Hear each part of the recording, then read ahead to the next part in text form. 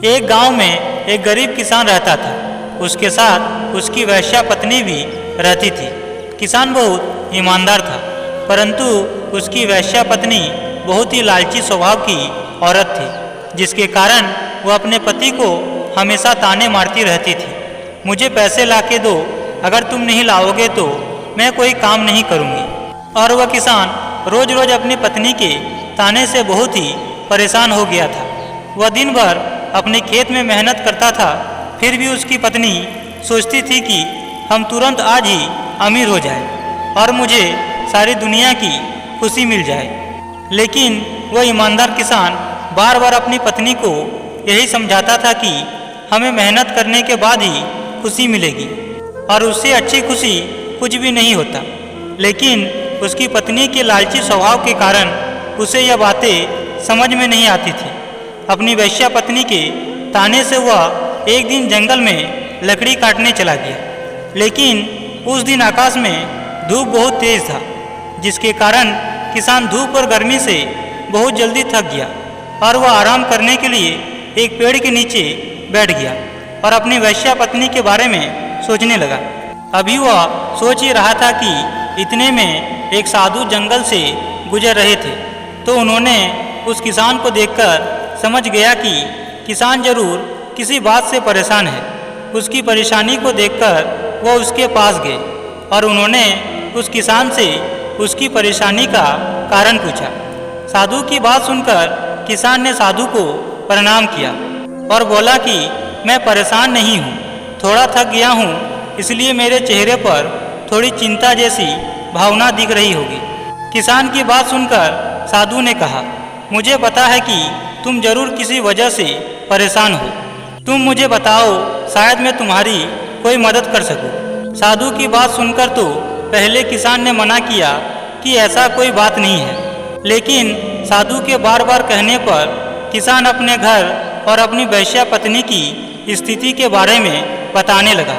किसान की बात सुनकर साधु ने कहा कि इतनी सी बात है, मुझे पता है कि तुम बहुत गरीब हो, इसलिए ये समस्याएं तुम्हारे साथ है। इसलिए मैं तुम्हें एक ऐसी थाली दे रहा हूँ जिसमें अगर रात को थाली से कुछ भी मांगकर थाली को ढककर सो जाओगे तो सुबह मांगी हुई चीज़ जरूर मिलेगी। लेकिन तुम्हें इस बात का ध्यान रखना होगा कि एक रात में एक ही चीज़ मांगना है, और यदि एक ही रात में एक से ज़्यादा चीज़ें इस थाली से मांगोगे तो अगले दिन इस थाली के द्वारा दी गई सारी चीज़ें गायब हो जाएगी और यह थाली भी गायब हो जाएगी। साधु की बात सुनकर किसान बहुत खुश हुआ और मन ही मन सोचने लगा कि सब चीज़ें धीरे धीरे बदल जाएगी, हम गरीब से अमीर हो जाएंगे और हमारी पत्नी भी खुश रहेगी।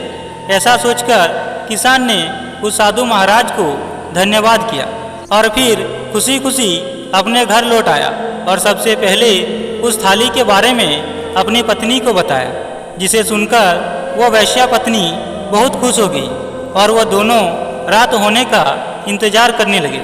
जब रात हुई तो किसान और उसकी पत्नी ने थाली से सोने के सिक्के मांगकर उसे ढककर सो गए।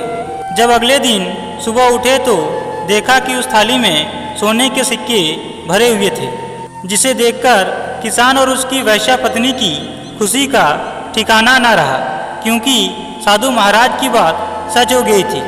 अब तो किसान की पत्नी को इतने सारे सोने के सिक्के देखकर उसके मन में और ज़्यादा लालच उत्पन्न हो गया और फिर एक एक करके उसने महल, फिर दासी, फिर नौकर चाकर सब कुछ मांग लिया करता, जिससे अगले दिन उसे मनचाही चीज़ें मिल जाती थी। अब तो किसान की वेश्या पत्नी गरीब से अमीर हो चुकी थी, लेकिन उसके मन का लालच दिन प्रतिदिन बढ़ता ही जा रहा था। लेकिन किसान उसे बहुत समझाता था कि इतना सुख संपत्ति हमारे लिए बहुत है, लेकिन वो कहाँ मानने वाली थी। इसी बीच किसान एक दिन जरूरी काम से कहीं बाहर गया हुआ था और रात को घर वापस नहीं आ पाया था, तो किसान की पत्नी ने उस रात थाली से एक साथ ढेर सारी चीज़ें मांग ली, जिसके कारण अगले दिन साधु महाराज के कथन के अनुसार वह थाली और थाली द्वारा दी गई शुरू से लेकर अब तक की सारी चीज़ें गायब हो चुकी थी। इसके बाद किसान की पत्नी फिर से अपने टूटे हुए झोपड़ी में आ गई। यह सब देखकर वह बहुत पछताने लगी। अगले सुबह किसान भी आ गया और यह सब देखकर उसे समझाने में जरा भी देर नहीं लगी और अपनी पत्नी से कहा कि मैंने पहले ही कहा था कि लालच अच्छा चीज़ नहीं है, लेकिन अब सिर्फ पछताने के सिवा कुछ नहीं बचा था। उसके बाद किसान अपने वैश्या पत्नी को कहती है कि अगर जीवन में सुखी रहना चाहते हैं तो इन दो बातों को अपने जीवन में उतार लो। पहला, एक लालच व्यक्ति को कभी सही और गलत का फर्क नज़र नहीं आता, क्योंकि उसे लगता है कि वह जो भी करता है सही ही करता है। जो लोग वासना के अधीन हैं उन्हें कुछ दिखाई नहीं देता। इसके अलावा लालच में पड़ा व्यक्ति हर जगह पैसे को पाने की तरकीब लगाता है। उसकी नज़र दूसरे के पैसे पर टिकी रहती है। उसे अपने काम में अच्छा या बुरा दिखाई नहीं देता। दूसरा, अगर जीवन में आगे बढ़ना है तो हमेशा धर्म के मार्ग पर चले और बुद्धिमान व्यक्ति की तरह अपनी इंद्रियों को वश में रखे, अपने मन को वश में रखे, सीखने की आदत को कभी ना छोड़े। अगर व्यक्ति चाहे तो इंसान से ही क्या, जानवरों से भी काफ़ी कुछ सीखा जा सकता है।